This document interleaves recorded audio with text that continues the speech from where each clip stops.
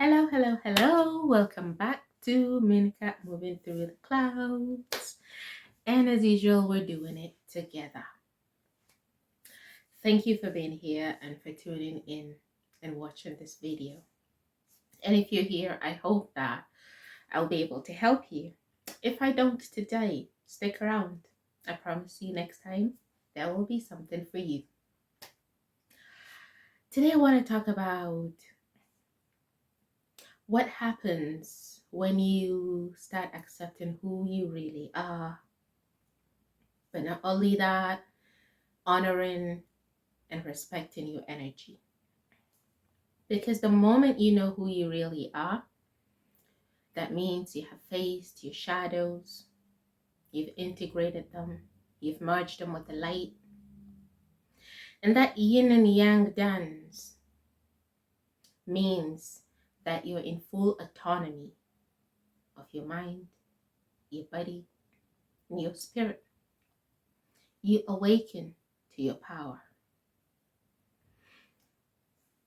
Awakening to your power is the best thing that could possibly happen to anyone. And once that happens, as we all know, with power comes responsibility. Just like the way the universe works, it is governed by a system that is regulated and with a set of standards. I don't want to say rules, standards or responsibilities that we all should follow. We don't always, but we should. So does our body and our system. I would call it a system. Your body, your mind, your spirit is your own personal system. And the moment you awaken to your power, you're in full control of this system. But the responsibility of it also falls on you. I'll give you an example. Let's say someone is trying to become a sports person, a basketball player, a football player, whatever. Now, they will have an inspiration within them already that makes them want to pursue that. They would have a knowing that that's the kind of lifestyle that they would like to live. And they may enjoy training. They could try to match their diet to their kind of lifestyle. Actually, they will need to strengthen their mental clarity. They will need to work on their mind, right? And they will have that, spiritual alignment that they feel within them, that is the path that is best suited for them.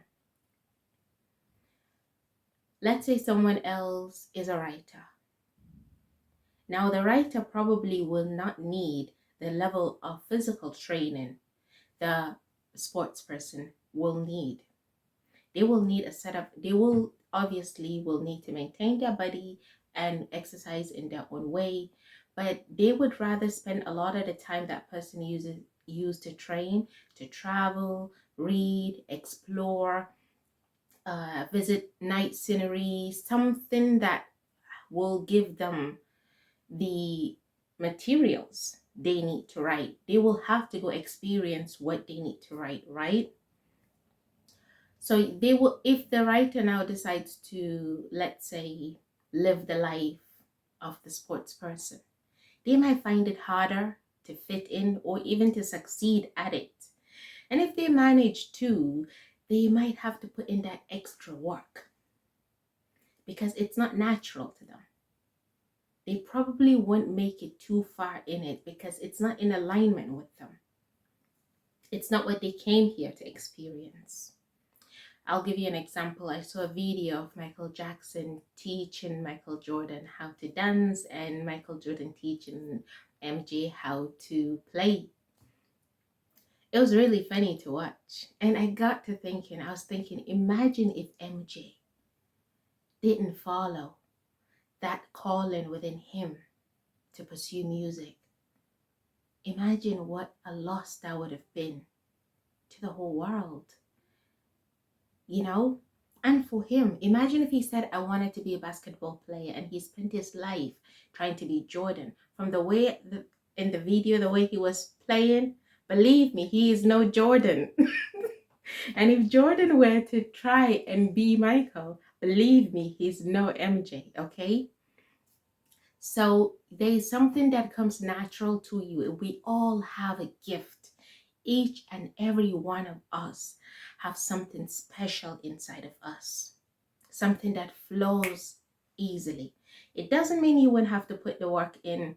It doesn't mean you wouldn't have to go for it, because MJ is one of the most hardworking people to walk this planet. Both of them are extremely hardworking, but the passion is there. The authenticity is there. They know it's a path for them.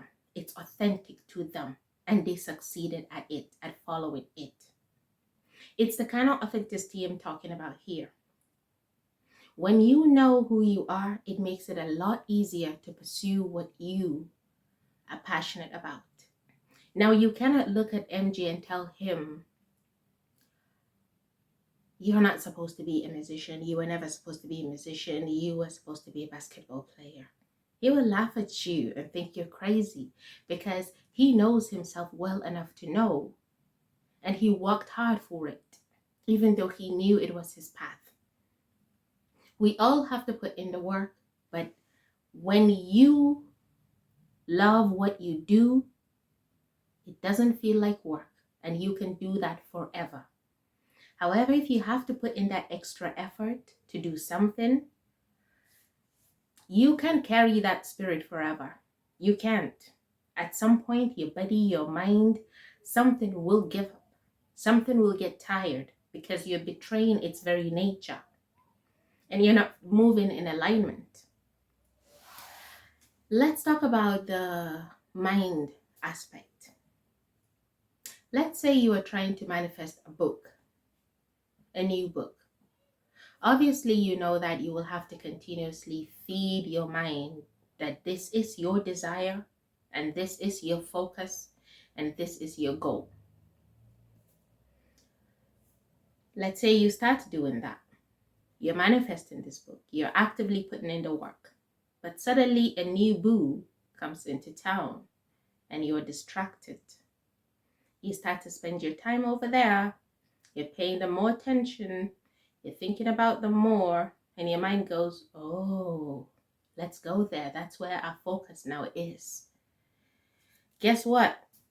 Your mind will now start manifesting your new boo, not your new book. Because where attention goes, focus goes, your mind follows. You see? If you're authentic, if you're being authentic to yourself, you will know at every stage of your life what you need to be focused on, what your goal is, where your attention should be focused at. In talking about your spirit and the spiritual alignment aspect, generally, when something is aligned with you, when something is authentic to you, you will feel it. Your body, your mind, your spirit will feel in alignment with it. It becomes a lot easier to also notice these things when you are connecting to your system, when you stay connected to it. And the more authentic you are to yourself, honestly, the easier it becomes. For example, I am a seer. When I meet someone, my energy generally starts scanning their energy, and I will know whether they're open and receptive to my energy or not. Let's say I meet someone whose energy is not really receptive and open to me, and if I try to be open to them or force myself to be open to them, that will be me betraying my energy. And believe me, it never works. Now that I know who I am, it never works. It backfires on me. And in the past, before I knew that, I would often try to be open and give more, hoping that by me doing that, they too will open up to me. It never works. I just end up drained. But now that I've learned to respect and honor my energy and to allow other people to move at their own pace, it's an easier ball game. And I want to add that the more that you continue to try and honor and respect the boundaries of your system and your energy, the easier you flow. The easier you recognize the things that are authentic to you and that are in alignment with you, and the things that are not authentic to you and that are not in alignment with you. When it comes to your body, you might find that the more you awaken into your power and knowing who you really are, you start to realize that there are certain foods you really just can't go down with anymore. They are not your vibe. There are places that are not your vibe anymore. There are people that just are not your tribe anymore. And that's okay. It doesn't mean they're bad or you're bad. It just means that in that stage of your life, they don't fit in. And that's okay, because other things will replace it. You're making room for things that are more authentic to you. And that's a blessing.